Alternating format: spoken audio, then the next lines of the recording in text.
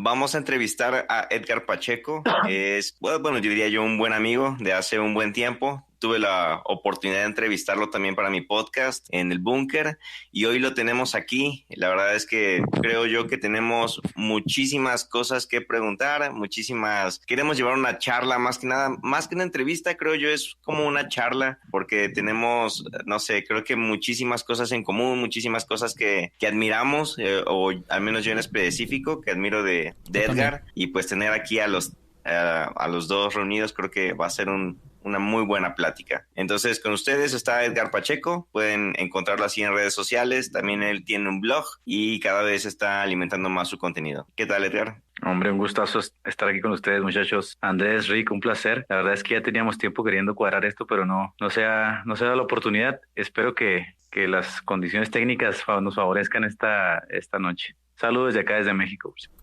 Muchísimas gracias, Pacheco. Sí, la verdad es que habíamos intentado ya desde hace varios meses hacer esto y por diferentes razones, varias veces yo tuve que cancelar y se hizo complejo el asunto, pero gracias a Dios ya pudimos finalmente porque honestamente, Pacheco, usted no tiene idea de las ganas que yo tenía desde hace un montón de tiempo de hablar con usted. Entonces a mí me molesta tanto el cristianismo que les fascina presumir su constancia, les fascina presumir ni un paso atrás, les fascina presumir que lo que creen lo han creído toda la vida y que nunca van a dejar de creer en eso, cuando en el fondo yo siento que es un poquito de ignorancia, pero nosotros deberíamos más bien apoyar y darle propaganda a este asunto de que nosotros tenemos que evolucionar porque el mundo evoluciona, porque a la iglesia le encanta vivir estancada en un pozo y le da tanto pánico cuando las personas, ya sea que empiezan a leer o empiezan a escuchar a ciertas personas, ese momento específicamente donde en la tecnología usted puede accesar podcasts, YouTube, prédicas de un montón de gente, o sea, es imposible que la gente no empiece a escuchar otras cosas. Entonces, tal vez una pregunta en este momento para usted, Pacheco. ¿Cuál cree usted que es el futuro del cristianismo en este momento de tecnología donde ya usted no está limitado a lo que le dijo su pastor el domingo? Más bien, el pastor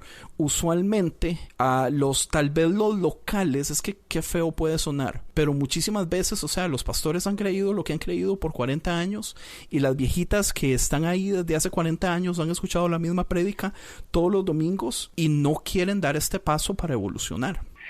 Yo en alguna otra ocasión, todavía cuando militaba dentro de las filas del cristianismo, que el modelo pedagógico, sobre todo el mundo evangélico y protestante, está expuesto en este momento no solo a un sinfín de recursos en el sentido positivo, ¿no? De lo que puede aportar hoy un predicador, un pastor, un teólogo a través de las redes sociales o el internet, sino también en el sentido negativo. O sea, los recursos a disponibilidad de las personas hoy en internet son tan variados que las personas realmente pueden acceder a no solo a las tesis, sino a las antítesis de su pensamiento. Y eso, por supuesto, pues está creando una revolución en la estructura de pensamiento, ¿no? Que está siendo sacudido. En muchos sentidos, puedo decir que muchas de las ideas con las que yo me empecé a topar paulatinamente, pues provenían justamente, ¿no? De esa curiosidad, de ese ímpetu de saber, y que están ahí en Internet. Entonces, pienso que América Latina se encuentra está como en ese punto de inflexión en el que probablemente las personas dentro de los círculos evangélicos tiendan a buscar mucho más ese sentido de pertenencia, lo cual los lleve a abrazar mucho más, de manera más fundamentalista sus ideas, o a empezar a criticar esas ideas que luego con las que han crecido, ¿no? Que es un fenómeno que se está dando muchísimo en los jóvenes. Encuentras jóvenes que están dentro de las iglesias, pero ya no concuerdan con muchos de los postulados que luego se consideran fundamentales, ya no son fieles a ese sentido de pertenencia, sentido de identidad, vagan de una manera individual buscando como qué es lo que deben creer, por qué lo deben creer, o por qué estoy creyendo esto, por qué nunca lo he cuestionado. Y eso gracias al Internet, esa es la realidad. El Internet ha venido a traer una revolución del pensamiento, no solamente en el mundo evangélico, en la política, en la economía, culturalmente ha venido a revolucionar las bases de nuestra cultura. Se puede decir que yo soy el resultado de esa explosión de conocimiento en el que estamos expuestos ahorita, todos nosotros. Y la verdad es que metiendo un poco mi cuchara, por eso es que yo admiro tanto espacios como el que está abriendo en este momento Andrés aquí en Conciencia, porque, por ejemplo, de mi lado del podcast, en el cual está 100% enfocado a cristianos, desde mi desde mi perspectiva, desde mi, por decirlo así, desde mis aportes, lo que yo me esfuerzo es precisamente a todos los cristianos prácticamente llevarlos a cuestionar absolutamente todo lo que creen. Precisamente por eso es que trato de hacer entrevistas en las cuales puedo estar entrevistando a un calvinista, luego un arminiano, luego estar, con un molinista, luego estar y quiero llevarlo al extremo, o quiero llevarlo al punto en el cual pueda también entrevistar a un ateo y sea muy, muy común, o sea, muy, muy fácil de aceptar, porque como cristiano siento que exactamente corremos ese peligro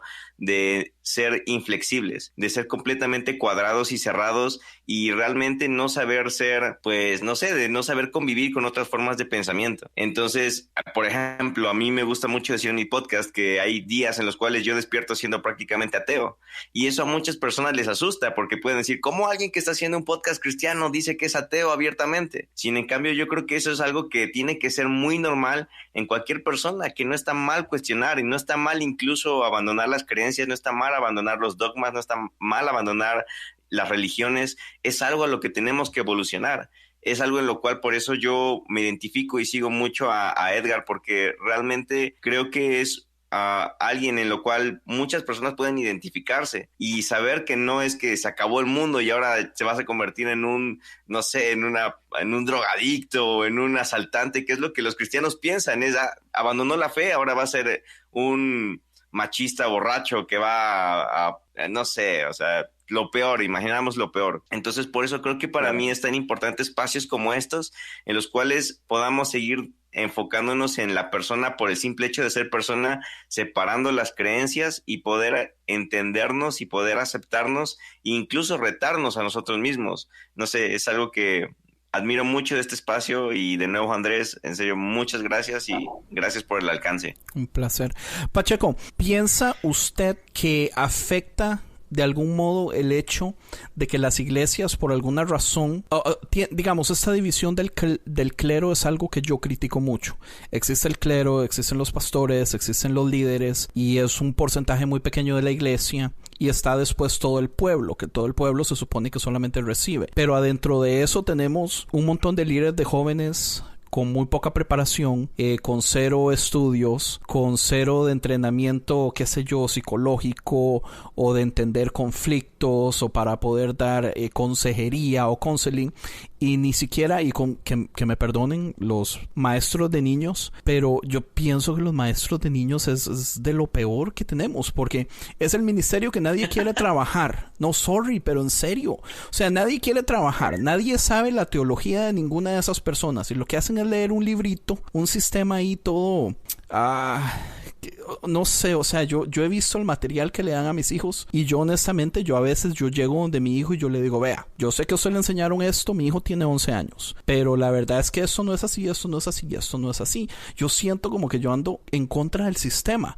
O sea, la iglesia en este momento realmente está en un problema de educación porque no quiere cambiar su método. O sea, vamos a llegar a un punto donde tal vez la iglesia cristiana como la conocemos está a punto de morir, pero yo siento que aquí en Estados Unidos se habla mucho de eso. Aquí en Estados Unidos se habla mucho de que la institución está en peligro de morir de aquí a unos 20 años tal vez, porque el sistema no quiere cambiar.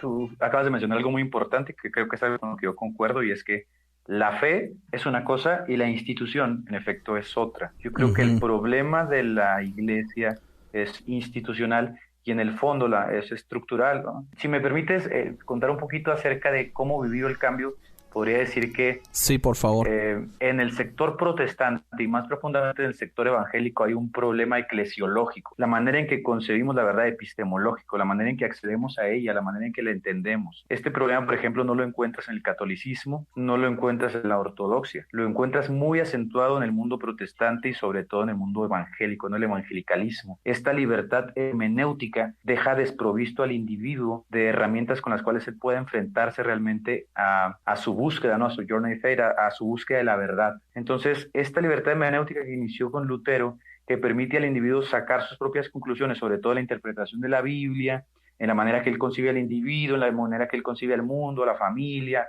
a la iglesia, a los hermanos, lo torna un tanto solitario, ¿no? Llega un punto donde no tiene herramientas para enfrentarse a las vicisitudes de la misma vida. Por ejemplo, no hay un punto de cohesión que lo reprima.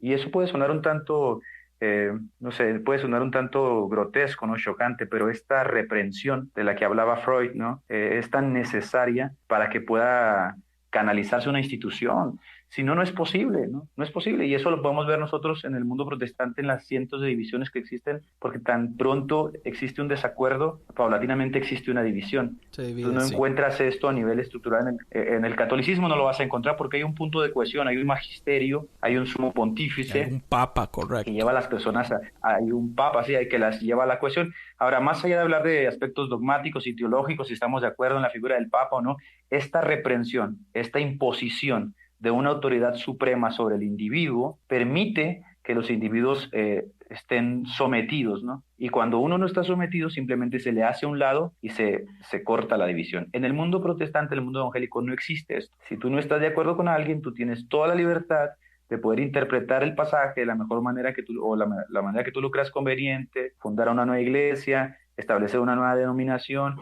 Y en última instancia, no sé, muchas personas alaban esto como la libertad que dejó el protestantismo. Yo lo veo como algo fatal, la verdad. Y eso algo que para mí tuvo consecuencias funestas, ¿no? Tuvo consecuencias funestas. Bueno, yo platiqué en alguna ocasión en mi Journey of Faith, en esa búsqueda impetuosa en la que yo estaba por quién tiene la razón, ¿no? Si te fijas, es un problema epistemológico, es un problema que tiene sus raíces en la eclesiología, la manera en que interpretamos a la iglesia. ¿Quién tiene la razón? O sea, ¿por qué la tiene el ortodoxo, la tiene el wesleyano, la tiene el católico? ¿Quién tiene la razón? Y la epistemología, pues, es esa rama de la filosofía que nos dice cómo llegar a la verdad. Y en esta búsqueda de la verdad, contacté a un amigo mío que es ortodoxo, y él me dijo algo que me dejó muy marcado. Me dijo: la mayoría de las personas que salen del protestantismo buscando la verdad y abrazan la ortodoxia, dijo, terminan en el ateísmo. Wow. Porque una vez que prueban la libertad de la hermenéutica protestante, les es casi imposible sujetarse a la imposición de un magisterio que les diga cómo pensar, cómo creer y cómo conducirse. Que ese soy yo. Porque es que qué interesante, man, que usted diga esto. Porque yo más bien, todo este tiempo yo lo he visto al revés. Digamos, yo sí leí que cuando Lutero viene y separa todo, él se ve con el problema del papa. Que ¿cómo puedo hacer yo un papa en el protestantismo cuando se supone que no tiene que haber nadie más grande que Jesús? Entonces, el problema lo soluciona diciendo, bueno, pongamos a la Biblia como a la última autoridad, la última palabra. Lo que él nos esperaba es que la Biblia es 100% interpretable, entonces nunca va a haber absolutamente nadie que podamos, o sea, nunca vamos a llegar a un consenso. Entonces ahí es donde se jode todo. Pero por cierto lado, claro, yo sí amo esta libertad, y tal vez es por eso mismo que usted dice, o sea, como ya la viví, como yo ya sé, yo no podría estar bajo la imposición de nadie, de una persona o de una organización o de absolutamente nada. Lo que yo sí siento que yo he estado viendo es que yo siento como que a la iglesia le encanta predicar una teología perfecta que todos tenemos que abrazarla, pero algo que yo creo que yo he sentido es que no existe una teología universal, sino que todas las teologías son personales.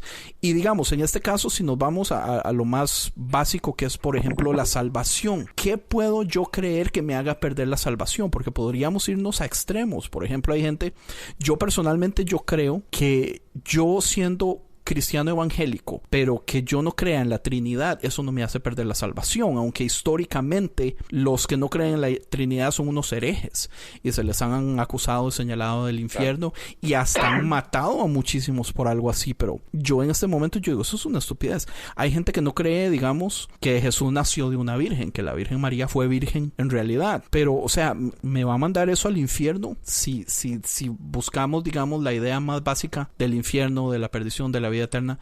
Esas son las cosas que yo digo que hacemos como mucho problema de cosas tontas, y nos enfocamos demasiado en los detalles tontos y nos olvidamos, digamos, de lo más básico que tal vez Jesús venía a enseñar, del amor, del cuidado de la gente, de las viudas, de los pobres, de los huérfanos y todo eso, por por tratar de pelear por estupideces como, digamos, en ese caso, detalles teológicos. Digamos, ¿en qué cree usted que estoy en el error ahí? No, de ninguna manera, no creo que estés en un error. Pienso que en última instancia todas las personas no están en esa búsqueda de la verdad en mayor o menor grado. Uh-huh. En mi caso puedo decir que me convencí de que no estaba en la necesidad ni quería acceder a esa verdad a través de las revelaciones, ¿no? Porque en última instancia, si yo accedía a la ortodoxia o al catolicismo o me mantenía en el protestantismo, tenía que creer que la verdad, la cual yo iba a abrazar y la cual me iba a marcar ciertos parámetros para vislumbrar cómo comportarme ante los individuos, cómo concebir la vida, cómo concebir a los hombres, al mundo. Dependía de la revelación, lo que Dios había revelado en la palabra, y no estaba ni capacitado para interpretar la escritura, ni estaba convencido de que la mejor interpretación la tuviera la católica, la ortodoxa, la protestante o la evangélica, sino que simplemente decidí ser coherente, ¿no? No estoy convencido.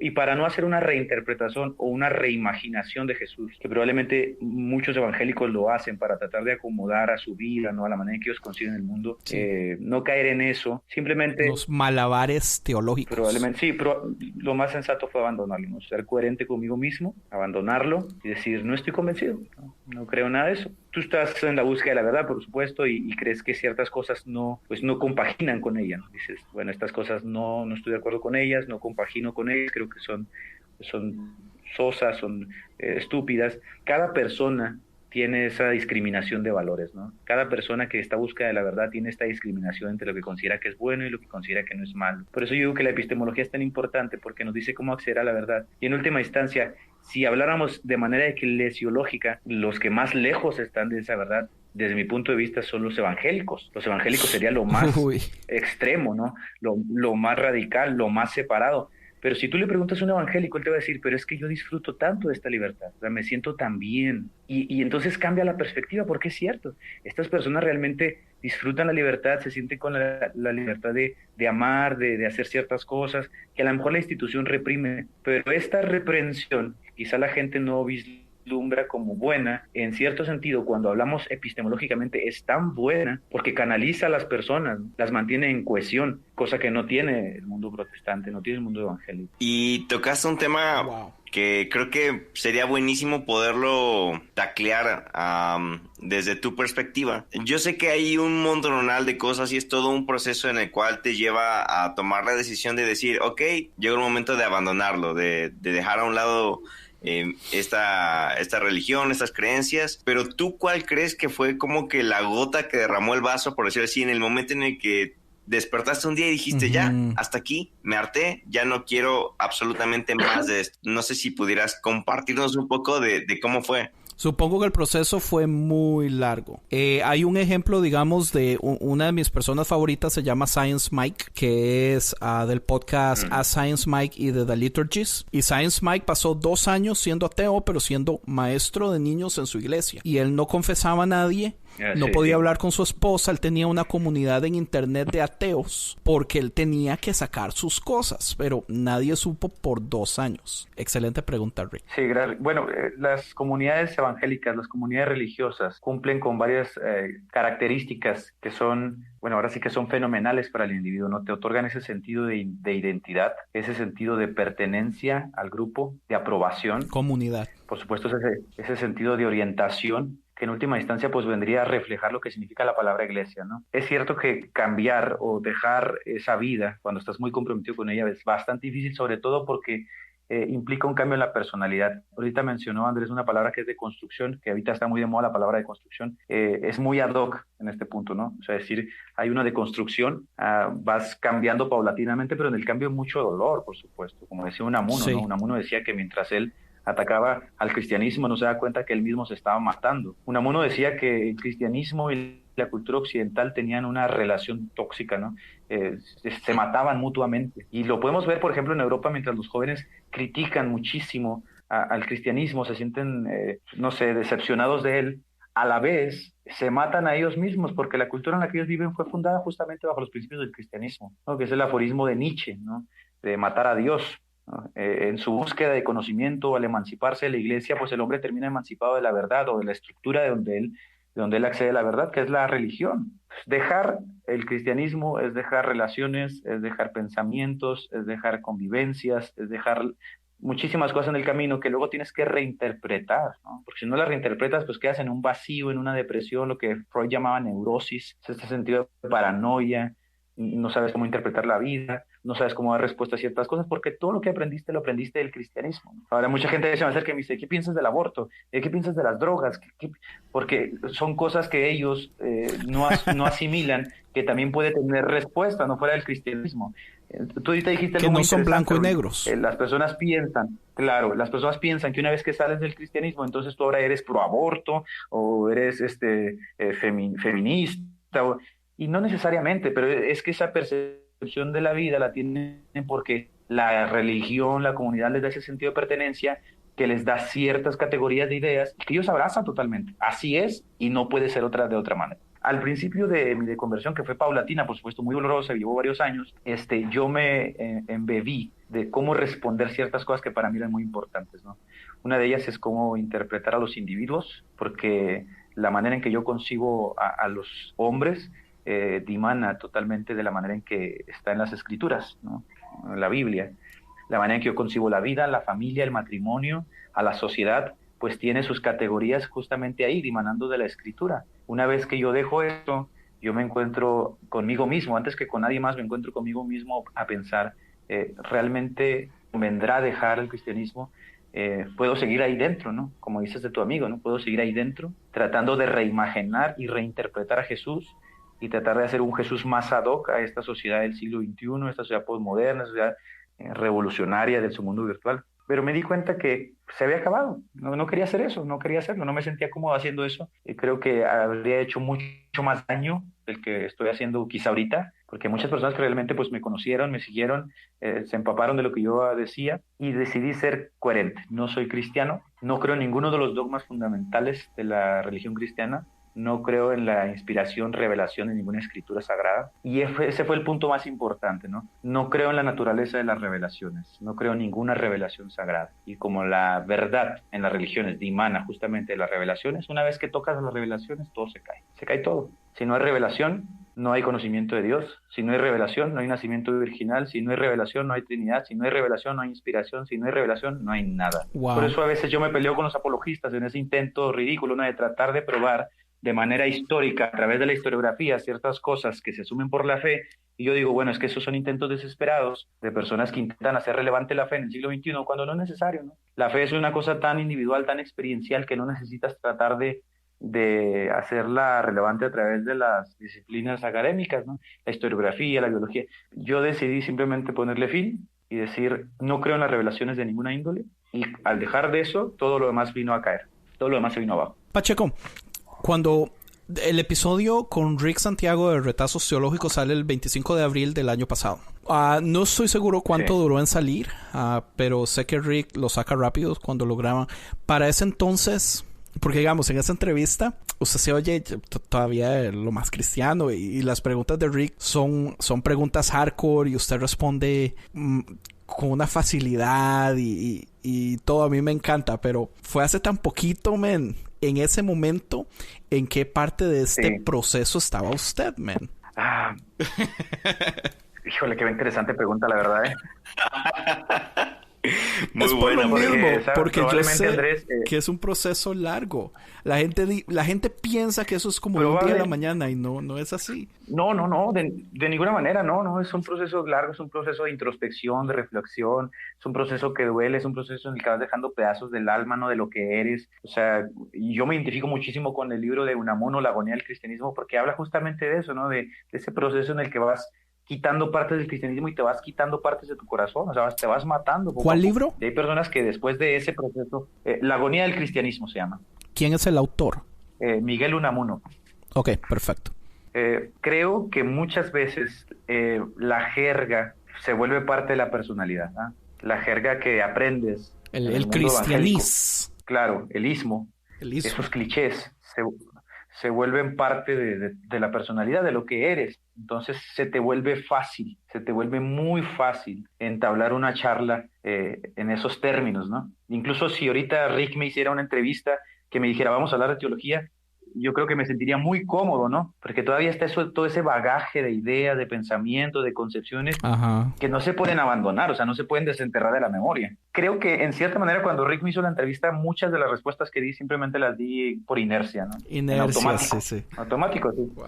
Pero ya no estaba tan convencido en muchas cosas, ¿no? Pero si tú me preguntarías ahorita, oye, Edgar, ¿qué piensas de la hipóstasis? No, pues yo te puedo decir, mira, pues es un dogma que la iglesia considera fundamental, que consiste en esto y en esto, pero ya no quiere decir necesariamente que lo crea, ¿no? Siempre es una respuesta en automático, que es parte de mi cultura, de mi cosmovisión, de algo que aprendí, de algo con lo que crecí, de algo que amamanté, y pues que ahí se quedó. Yo hablaba con mi esposa de esta entrevista y una de las cosas que a ella más le llamaba la atención, porque ella también se leyó el libro de Science Mike, el de Finding God in the Waves, donde él explica el proceso de desconversión.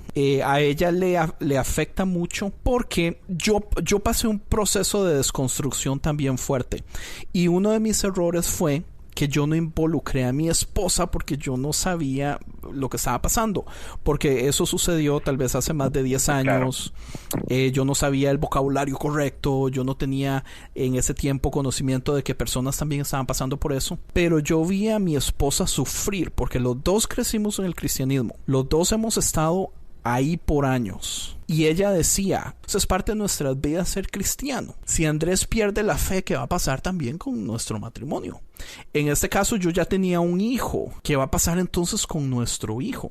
Entonces ella me decía, usted tiene que preguntarle, y también respeto si usted no quiere tocar el tema y todo, y puedo quitar aunque sea la pregunta completa, pero me gustaría saber en este caso el lado de su familia. Yo sé que tenés, ¿cuántos hijos son? Tengo dos hijos pequeños. Y están pequeños. De 2 años, sí, una de 4 años. En este caso, digamos, su esposa, ¿qué pensó su esposa? ¿Qué pensó usted con sus hijos? ¿Hubo conflicto? ¿Entendió ella? Me encantaría, y yo pienso que a mucha gente le encantaría saber un poco de ese proceso, si no hay ningún problema, la pregunta.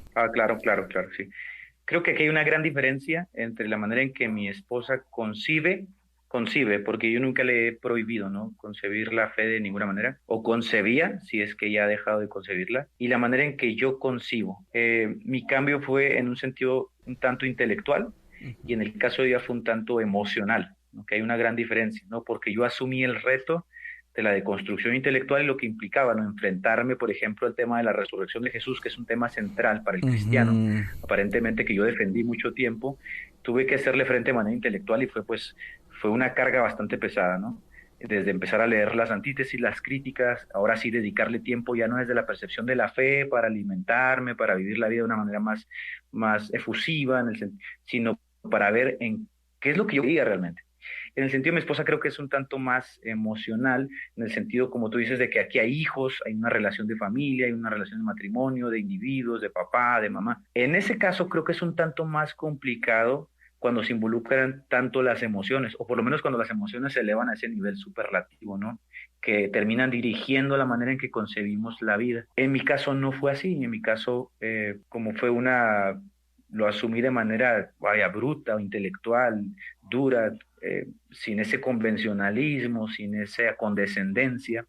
Me fue más fácil ir dejando las cosas. Probablemente en mi casa todavía no existe ese abandono total de las ideas cristianas. Como te digo, hay ciertas cosas que creemos que independientemente de la fe y de la religión son muy buenas, como se concibe en la cultura occidental, y una cosa de ellas es el matrimonio, por ejemplo. Pero con el caso de mis hijos en particular, en el caso de mis hijos, sí pusimos un alto, en común acuerdo, en consenso, ella y yo. Consideramos que es un tanto apresurado involucrar a los niños a una concepción de lo espiritual, de lo divino, de lo místico, a partir de las concepciones que nosotros ya tenemos y que están consumadas, ¿no? O sea, que nosotros ya las asimilamos, las vivimos, las interpretamos, y ellos no. Ahora, la categoría de ideas con las que trabaja la religión son tan subjetivas, tan relativas, tan amplias, que en la cabeza de un niño la palabra Dios no tiene el mismo significado que puede tener para nosotros. Así que dejársela ahí, ¿no?, dejársela ahí al niño para nosotros es un tanto irresponsable, pero bueno, ahora desde nuestro punto de vista, sino que dejamos que a través de la curiosidad, que es el primer motor de búsqueda que un niño tiene, al cual accede a la verdad, ¿no?, que va curioseando, investigando, preguntando, él mismo vaya descubriendo el mundo que le rodea. Nosotros no estamos en ninguna disposición anticristiana o antirreligiosa, Nosotros simplemente estamos considerando otras opciones. Creemos que una de las cosas que realmente pueden llegar a afectar es una percepción apresurada de lo divino, de lo místico, de lo religioso a una temprana edad. Entonces, en ese punto tenemos un común acuerdo. No hablamos de Dios a nuestros niños. Wow, del todo, entonces, o sea, tampoco iglesia, porque algo que yo sí tuve que tomar la decisión, No. y fue una decisión de los dos, es nunca dejar de ir a la iglesia. Por el lado de la comunidad, a mí me gusta mucho, digamos, la comunidad, las amistades que en este caso mi hijo tiene, las relaciones. Mi esposa y yo estamos en este país completamente solos. Nuestra familia está toda en Costa Rica, bueno, excepto por una hermana de mi esposa que está en San Francisco, pero está muy largo, entonces la vemos una o dos veces o a veces 3 veces al año, pero está muy largo. Entonces, digamos, la iglesia a nosotros cubre una función muy específica que es la comunidad, o sea, la familia que no tenemos cerca, nuestra iglesia cubre eso. Pero sí, una de mis preocupaciones más grandes del principio fue las cosas que le enseñaran a él. Una de las cosas que yo detesto es el modo como la iglesia, por ejemplo, enseña del infierno, y eso es algo que yo desde el principio yo siempre ando viendo como papi, vea, entienda, las cosas no son cuando él trae ideas de que yo no me quiero morir, ir al infierno, o sea, a mí me toca meter la mano, pero entonces Claro. Su esposa también estuvo de acuerdo entonces de no iglesia ya tampoco del todo.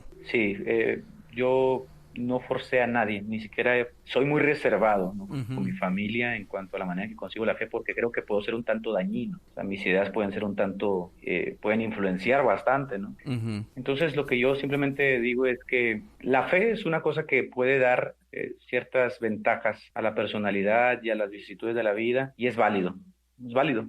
A mí no me sirve en lo más mínimo en este momento. De hecho, creo que me siento en una etapa, no sé, tan feliz, tan plena, tan completo, que vislumbrándolo desde esta perspectiva creo que me estuvo haciendo mucho daño, ¿no? El estar tan convencido, tan involucrado, de haber dedicado tanto tiempo, pero bueno, esa es mi perspectiva, no se esperaría menos, ¿no? En el caso de mi esposo, de mi familia, yo espero que ellos lleguen a una concepción personal, que no sea impositiva, porque vengo de ese mundo, ¿no? En el que se impone, me gustaría seguir haciéndolo, pero hemos llegado a un acuerdo y no asistimos a la iglesia, hemos abandonado esa etapa, hemos decidido involucrarnos en la vida cotidiana tal como se nos presenta, no tenemos una comunidad, o sea, amigos cristianos, sino que nos involucramos y tratamos de hacer amistades ahí donde se presentan, y entonces nos encontramos con lo crudo de la vida, lo crudo del mundo, lo crudo de las personas. Así es el mundo, así es la vida, no hay utopías, no hay máscaras, no hay nada, esto es lo que hay, y tratamos de desenvolvernos en medio de este mundo tal y como se nos presenta cada día. Wow. Yo quisiera de nuevo ahí como que rascar porque me acaba de generar mucha curiosidad.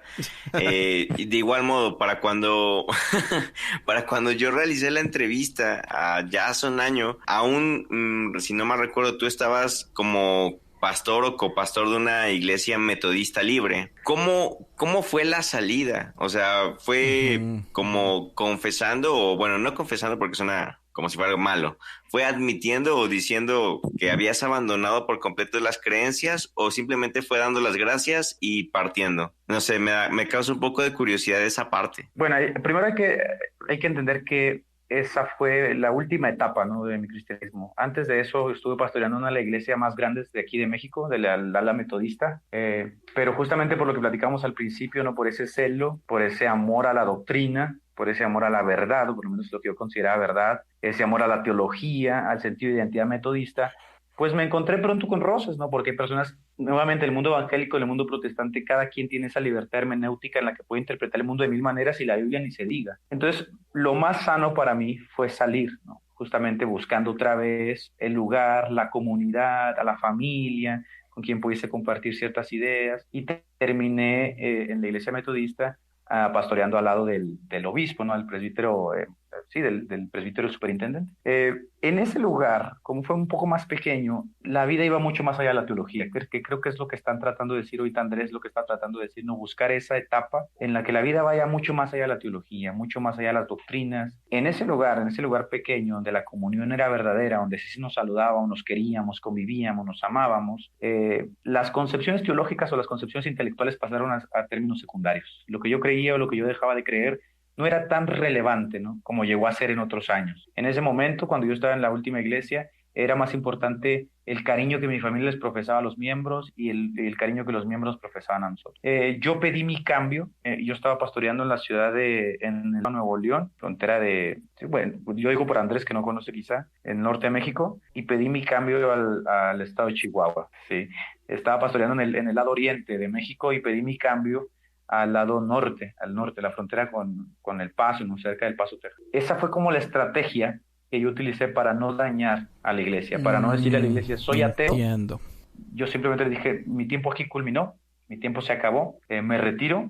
Gracias por todo lo que he vivido con ustedes, gracias por todo el tiempo, para tratar de no herir la susceptibilidad. Hay gente que probablemente es más susceptible que otra, gente que no lo asimila bien. Me retiré, dejé pasar un tiempo, dejé pasar 3 meses, 5 meses, y después paulatinamente fui diciéndole a los más cercanos de mi desconversión, saben que ya no confieso la fe cristiana, he decidido apartarme, he decidido dejar ese mundo, he decidido establecer un nuevo estilo de vida. Entonces espero que esto no les afecte, que en última instancia les afecta, ¿no? Pero ya no puedo vislumbrar mi vida a través de lo que piensen los demás, como lo hice cuando fui pastor, ¿no? Que era muy importante validarme ante los demás. Entonces, hoy no, hoy me siento muy libre, es la realidad. Pero así fue la salida, ¿no? No fue una salida abrupta, no fue una salida chocante, una salida muy normal. Buenísimo. Yo quiero hacer una pregunta, y yo sé que es especulativa, pero hay una razón por la que quiero preguntarla. ¿Cuántos pastores cree usted que hay en Latinoamérica trabajando, ejerciendo, que hay grandes posibilidades de que ya no creen en Dios, pero que no tienen la posibilidad de salir del closet porque tal vez es lo que han hecho toda la vida? Y para esto quiero complementarlo con algo muy interesante, que es un proyecto que se llama clergyproject.com.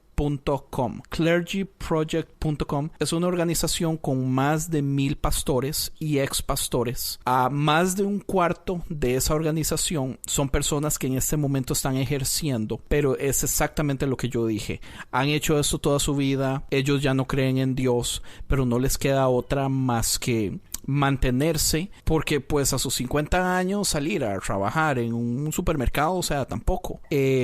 Esta organización es muy interesante porque tiene a sus personas en secreto, respeta mucho la privacidad. Yo estaba viendo qué es lo que ocupa uno para poder ser parte, porque la intención de ellos es crear comunidad, es crear una comunidad de personas que todos saben, están haciendo lo mismo, todos fueron ex creyentes, todos trabajan en el ministerio, todos son clero, pero en este momento ya no creen, porque es algo que no puede salir de ellos. Hay posibilidades de que sus esposas, sus hijos, nadie sabe. Para usted poder ser parte tiene que pasar un proceso de 7 pasos, tiene que terminar con una entrevista cara a cara, o creo que es por cámara también, pero o sea, porque ellos también tienen que cuidarse de que nadie se vaya a meter para sacar información y todo eso. Pero yo creo que tal vez le venga de sorpresa a muchas personas, pero eso es muy común. No solo pastores, sino líderes, tal vez líderes de alabanza, tal vez personas que han trabajado toda su iglesia. Porque es que el asunto es, yo siento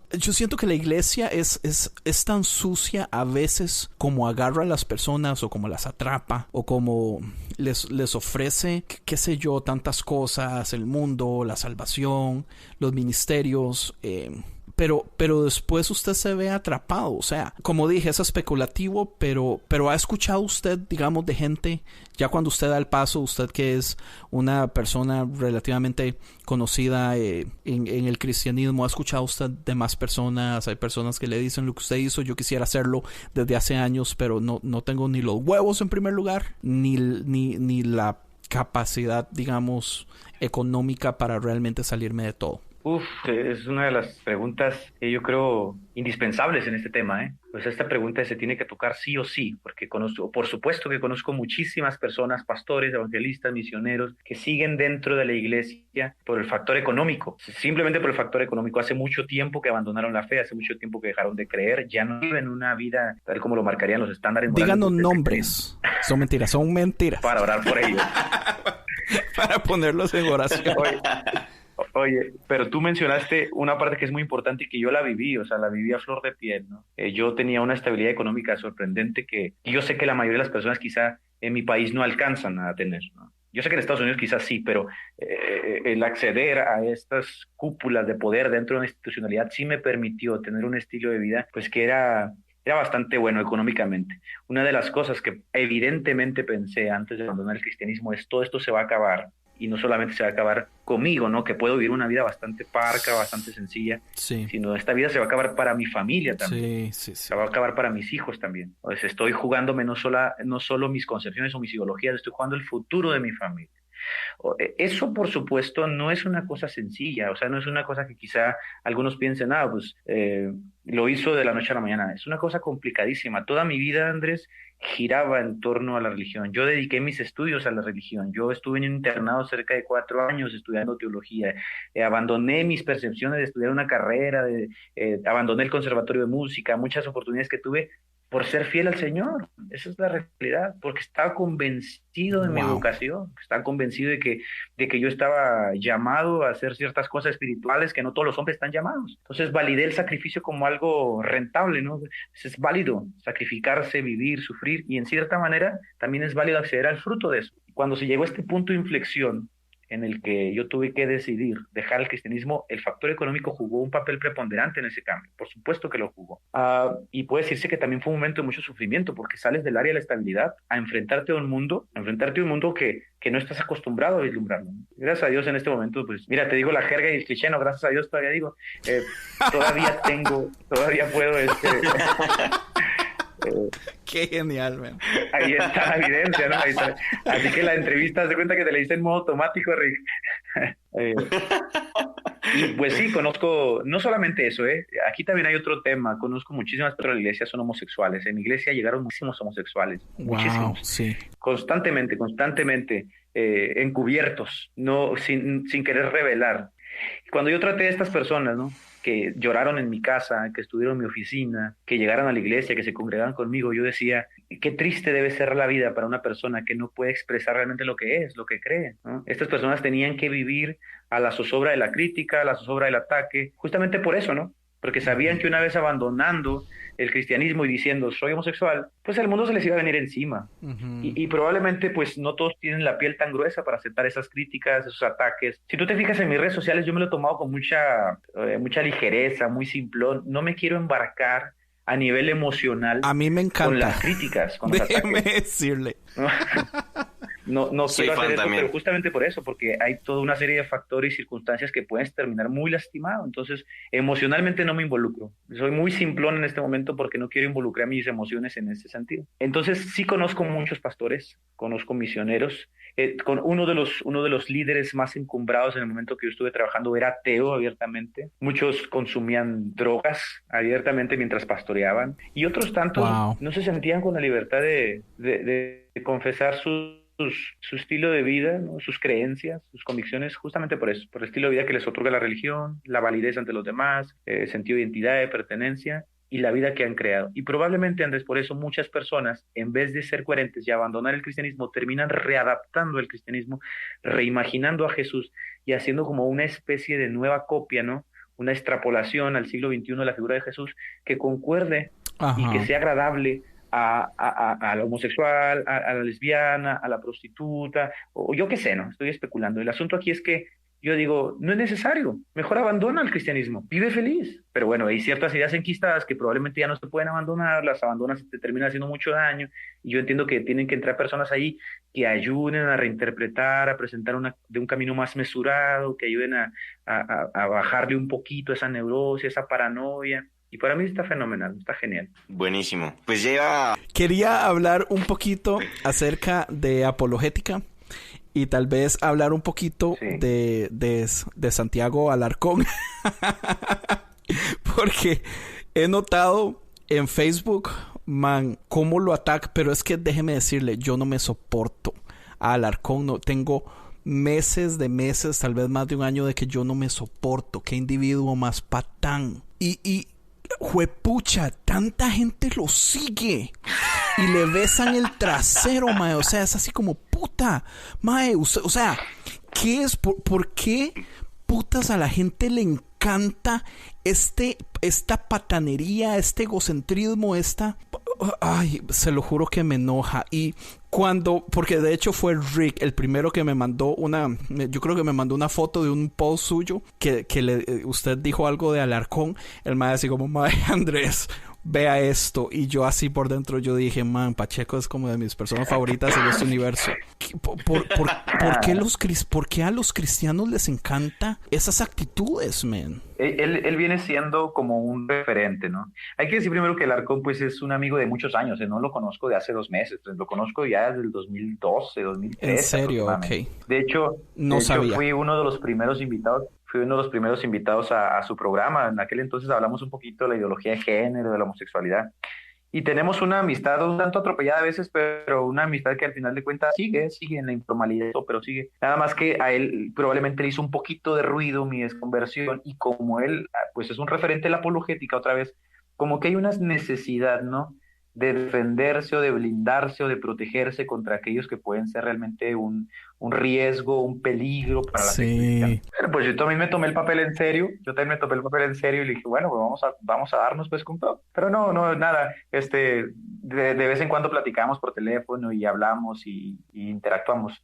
El asunto es que personas como Santiago Alarcón, que otra vez es un referente del submundo virtual en la apologética, son un refrigerio. Ellos son un refrigerio, sobre todo para los cristianos que son de mente un tanto de miras no tan amplias, ¿no? Él viene como a llenar ese hueco en el que el cristiano no puede acceder, ¿no? Un cristiano, por ejemplo, nominal, que va a la iglesia y le empiezan a surgir dudas, pero no tiene el hábito de la lectura, no está acostumbrado a leer, no está acostumbrado a tener criterio, no está acostumbrado. Santiago viene y rellena, ¿no? O sea, Santiago viene y dice, esto es, así se piensa, así se vive. Entonces, para ellos es como, así se es como defiende. Un manantial en el desierto. Así se defiende, exacto. Entonces él viene a ser, junto con otros exponentes, ¿no?, que para nada pienso que son personas indoctas, son personas muy inteligentes. Yo considero que un tanto sofistas, pero inteligentes al fin, ¿no? Porque incluso para tener razón hay que ser un tanto inteligente. Como decía Schopenhauer, decía, tener la razón es un arte y hay que saber cómo tenerla, ¿no? Y ellos saben cómo rellenar ciertos huecos, ¿no?, para tener la razón. Entonces, muchas personas lo siguen porque son un refrigerio para ellas, esa es la realidad. Entonces, en estos momentos la apologética está en auge justamente porque la crítica al cristianismo está en auge. Esa es la realidad. Sí, correcto. Si no, la apologética pasaría inadvertida.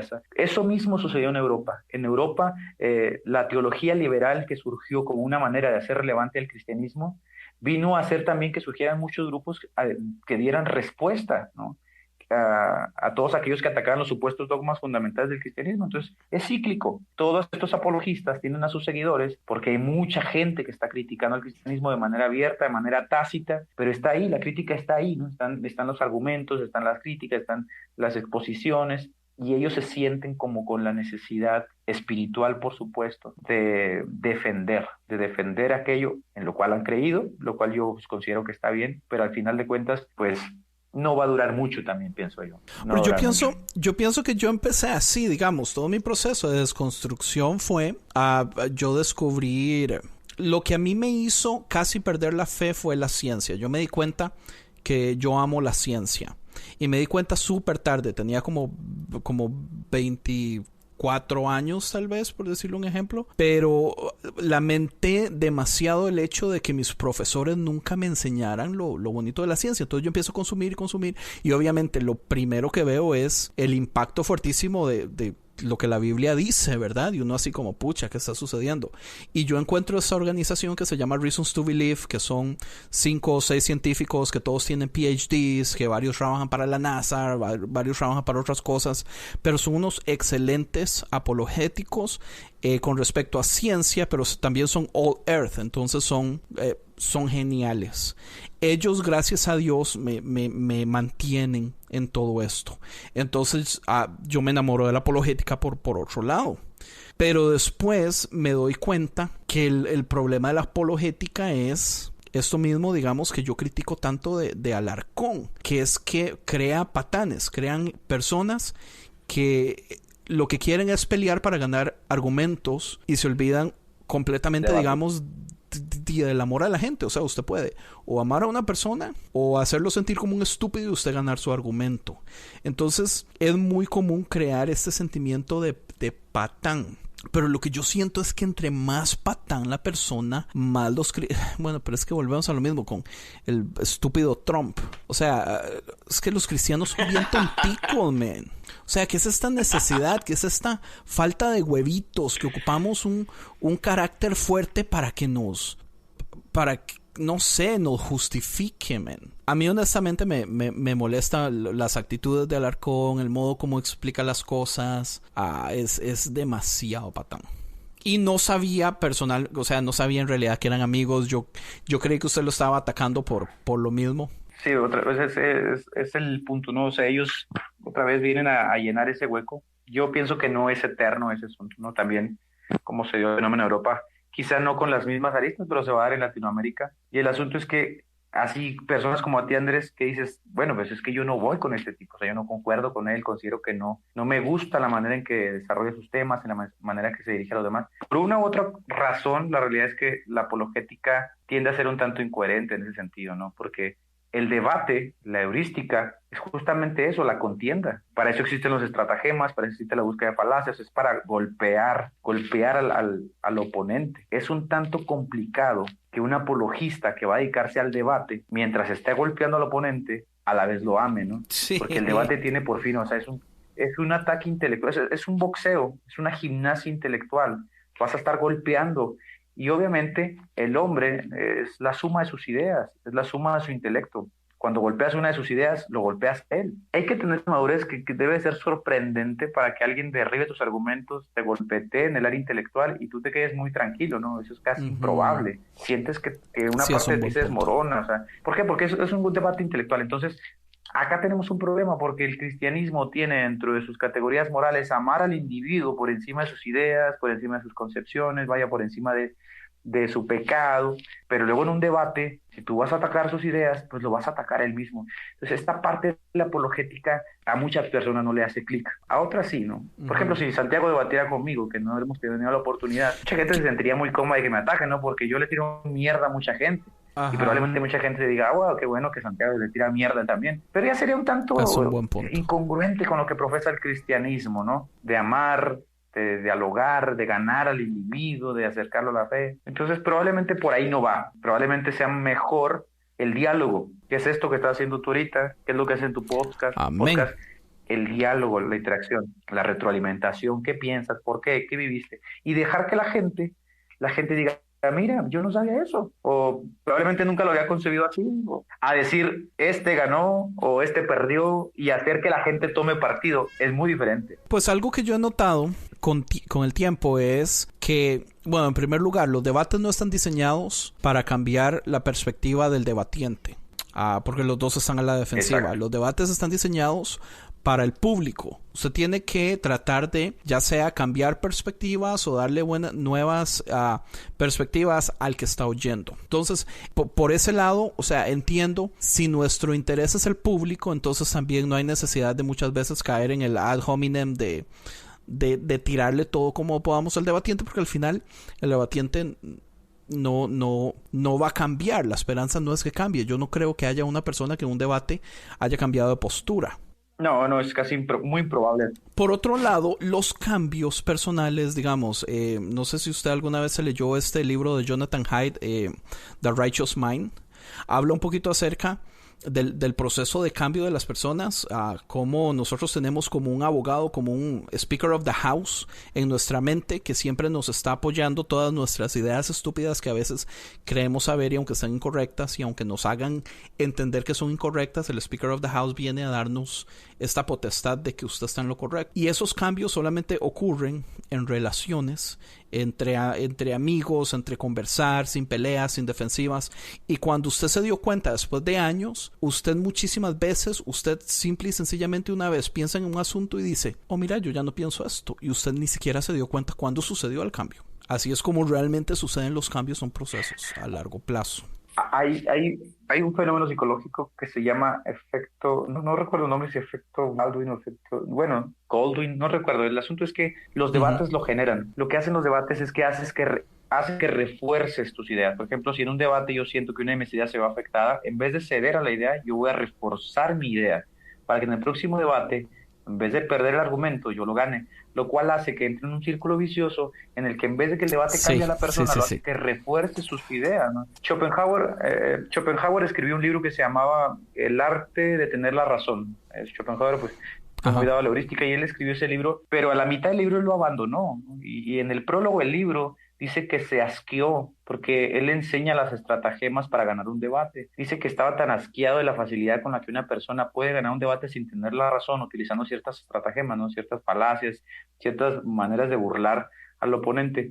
Entonces lo que él decía es, que es una frase muy famosa de Schopenhauer: los hombres no están en la búsqueda de la verdad, solo quieren tener la razón. Y los debates son justamente eso, ¿no? O sea, la tendencia de buscar tener la razón. Yo platicaba con Santiago justamente del asunto de la resurrección de Jesús, y justamente platicamos eso que tú mencionas. Yo le mencioné, no hay nada, Santiago, que me vaya a hacer cambiar de opinión, que tú digas en el debate, y probablemente no hay nada que yo diga que te haga a ti cambiar de opinión. Y si llegases a cambiar de opinión, probablemente lo hagas en un sentido de introspección, de reflexión individual, personal, en que tú vivas ese cambio, no en un debate. Pero igual vamos a darle, pues, para darnos en la madre, ¿no? Pues para darle gusto al público y pues para mostrarnos ahí el desprecio que nos tenemos, porque pues es hasta divertido. Pero eso ya es un asunto aparte, ¿no? Nada que ver con la conversión. Sí, correcto. Es como esta película que se llama Thank You for Smoking. No sé si alguna vez la vio, donde este mae Aaron Eckhart le está diciendo al hijo que él no tiene que estar en la razón para ganar cualquier debate. Él lo que tiene que hacer es hacerle ver al público que el otro está en lo incorrecto. Exactamente, son estratagemas, ¿no? Los estratagemas. Hay un arte detrás que, pues, si usted lo sabe jugar, pues usted hacérselo a cualquier persona. Ganas el debate. Pues... ¿No hay vida después de la muerte, entonces, en su perspectiva? Creo que es una pregunta que también me hice en algún momento, y creo que lo que tenemos es que con el cese de las funciones biológicas acaba lo que conocemos por vida, y después de ahí podemos especular en base a la revelación, ¿no? Las revelaciones nos dicen en todas las religiones que hay un cielo, que hay un inframundo, que hay un infierno, que hay una eternidad, pero eso es en base a las revelaciones, y las revelaciones son especulativas de carácter subjetivo. Yo he decidido no creer en las revelaciones porque la naturaleza de las revelaciones no tiene evidencias internas que las confirmen. Entonces yo lo que puedo decir es que el cese de las funciones biológicas es el término de la vida, y después de ahí no sé qué haya, ¿no? Me encantaría, ¿no? Me encantaría que hubiese una eternidad en la que yo pudiera seguir conociendo. Bill Gates dice en una entrevista que a él le da mucho miedo la muerte, dice. Pero la razón por la cual le da miedo la muerte no es por las concepciones religiosas que luego tengan todas las personas, sino porque el día que muera, esa gran máquina, dice, que él tiene en su cabeza, ese cerebro, se va a apagar, y con ello va a acabar todo lo que él concibe en este universo como vida, ¿no? A veces eso me da un cierto sentido de existencialismo, de pensar qué corta es la vida, cuántas cosas quisiera hacer, aprender, leer. Y quizá por ese temor, muchas personas, por esa incertidumbre, muchas personas deciden otorgar cierta fe a las religiones para sopesar esa incertidumbre en este mundo y decir, bueno, no importa que en esta vida me haya ido mal, no importa que en esta vida no haya sido el mejor, no haya sido esto, pero en la próxima vida. Bueno, pero esa es una reacción a la incertidumbre, es una reacción psicológica al miedo, y el miedo es el impulso más primitivo que existe, del cual se ayudan las religiones para establecer sus dogmas. Yo he decidido vivir a la zozobra de la incertidumbre, como los estoicos, y decir, vaya, venga lo que venga, no hay nada que pueda cambiar, y no sé qué hay más allá de la vida, más allá de la muerte. Buenísimo. Buenísimo. Y igual, sí, está... Ok, me gustaría ir cerrando más con taclear los pilares del cristianismo, y pues definitivamente creo que uno de los cuales me gustaría escucharte taclear sería la imagen de Jesús. Hoy en día, ¿quién o qué fue Jesús para ti? ¿O es? O sea, simplemente una figura histórica, alguien que no existió, no sé. Dime un poco de ello. Hablar de la historicidad de Jesús es posible, ¿no? O sea, historiografía de Jesús, se puede rastrear un personaje del tiempo en el espacio llamado Jesús, con el cual los cristianos concuerdan y el cual establecen pues ciertos paralelos que terminan deificando, ¿no?, en su cristología. Pero hay una diferencia que, bueno, Piñero establece, que es el Jesús histórico y Jesucristo, ¿no? Porque Jesucristo pues ya es una figura dogmática. Yo puedo decir que la historia te da para decir que hubo un personaje llamado Jesús, pero no puedo decirte que la historia me dé para decir que este era el Cordero de Dios, por ejemplo. Es una distinción básica que utiliza los criterios metodológicos para establecer qué es un evento histórico, qué es un personaje histórico y qué no puede decir la historia. Y de eso la historia no puede decir nada, ¿no? que es el Cordero, que es divino, que resucitó, están fuera del alcance del estudio de la metodología, del estudio de la historiografía. Son metanarrativas desde mi punto de vista. Por eso tiene que entrar la fe. Y la fe involucra, pues, que el nacimiento virginal, que la hipóstasis, que la resurrección, que la ascensión, cosas todas que no pueden ser constatables, pero que el creyente vaya por la fe y que las asume porque quiere, ¿no? Aunque no tenga evidencias de ello, él las asume y las abraza y las interioriza y las vive y redefine su personalidad a través de estas ideas y las configura a través de su mundo. Y es válido, ¿no? Es válido.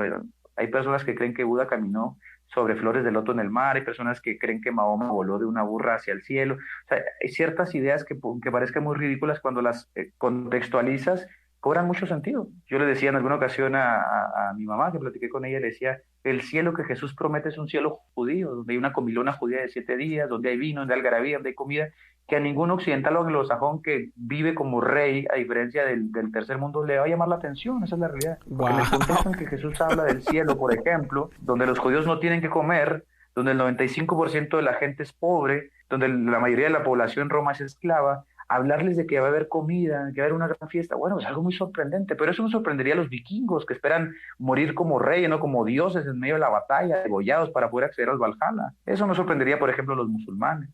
Cuando tú contextualizas las enseñanzas de Jesús, muchas cosas que decía Bullman dejan de tener sentido, ¿no? La desmitologización de Jesús. Cuando tú quitas esos elementos, queda un Jesús muy depurado que ya no va a llamar la atención del hombre del siglo XXI. ¿Qué ha hecho el anglosajón en el siglo XXI con Jesús? Lo ha transformado en un mercader, lo ha transformado en un proveedor cósmico que está interesado en dinero, en carteras, en carros, en casas. ¿Por qué? Porque lo ha adaptado al contexto cultural que él vive. ¿Qué ha hecho el latinoamericano que vive en la pobreza en Latinoamérica? Lo ha convertido en un guerrillero, la teología de la liberación, que está preocupado por el feminismo, por las guerras, por la liberación. O sea, se va adaptando a los contextos, ¿no? Cuando tú hablas de Jesús, bueno, pues yo te preguntaría, ¿cuál Jesús? ¿El Jesús de la Biblia o el Jesús que tú interpretas de la Biblia? Porque cada Jesús es diferente. Esa es la realidad. Para mí Jesús es un punk. Yo crecí en la cultura punk en Costa Rica en los 90s. Y para mí no hay punk más punk que Jesús. Que Jesús, exacto. Y este reimaginar, este readaptar, es, por ejemplo, algo con lo que yo en lo personal, yo no me gusta. O sea, yo digo, si nosotros siguiésemos un poquito la línea del legado histórico de lo que la Iglesia ha establecido y de lo que la Iglesia le puso las bases a la cultura occidental, yo diría, bueno, pues ese Jesús es el Pantocrator, el Todopoderoso, el que pasó de ser un carpintero a la segunda persona de la Trinidad y rebajarlo después a una persona como nosotros, que concuerda con el feminismo, con la lucha social. Yo digo, vaya, no creo que dé para eso, ¿no? Pero es muy válido porque obviamente Jesús tiene que ir adaptándose, porque la religión no puede permanecer estática, tiene que ser dinámica, porque si no es dinámica, entonces la gente se aletarga, la gente no se siente con la motivación de seguir caminando, viviendo, creyendo, y por eso Jesús se readapta, se reimagina. Pacheco, muchísimas gracias. Sepa que de corazón... Hombre, un abrazo. Yo lo admiro mucho. Creo honestamente que hay que tener huevos en Latinoamérica para hacer lo que usted hizo, para dar ese paso, para salir a la luz, para tener que enfrentar todo eso. Yo he visto gracias. Las cochinadas que le ponen a usted en Facebook, cristianos que se creen muy cristianos y que creen que están defendiendo a Jesús por decirle cosas feas a usted, mae. Y la verdad, lo respeto montones. Le agradezco a Rick por haber sido el que me introdujo a su persona. El intermediario. El intermediario, sí. Man, honestamente... me encantaría verlo haciendo más y un podcast. Yo soy evangelizador de podcast. Yo ando diciéndole a todo el mundo que se haga podcast, pero piénselo. Muchísimas gracias por la invitación. Gracias también, Rick, la vez que invitó a su programa. La verdad es que a veces no tengo tiempo, ya esto lo habíamos pospuesto bastante, pero sí. Gracias por la espera, por la condescendencia, vaya, por la consideración. Gracias, Rick, gracias, Andrés, hasta allá donde estén. Sí. Excelente. Entonces yo pienso que ya los dejamos. Muchísimas gracias, buenas noches a los dos. Nos vemos pronto. Un abrazo, hasta luego, un gustazo. Abrazos, hasta luego.